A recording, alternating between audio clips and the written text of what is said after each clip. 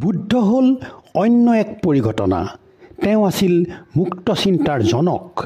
গৌতম বুদ্ধ সেই সময়ৰ একমাত্ৰ এনে এজন ব্যক্তি যি কৈছিলে, তেওঁ কালামাছ নামৰ এজন শিষ্যই প্ৰশ্ন কৰিছিলে যে তথাগত আপুনি কোৱা কথাবোৰ আমি কেনেকৈ জীৱনত প্ৰয়োগ কৰিম।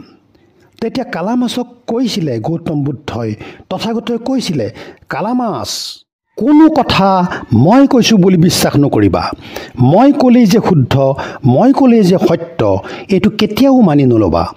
মই যিটো কওঁ তুমি ভাবিবা নিজৰ মনত যে এইটো সম্ভৱ হয়নে, উচিত নে অনুচিত নে, এইটো কথাই সমাজ জীৱনক সহায় কৰিবনে।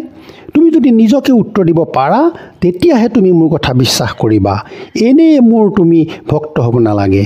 এইটো এটা সাংঘাতিক মুক্ত চিন্তাৰ কথা। শৰণম গচ্ছামি।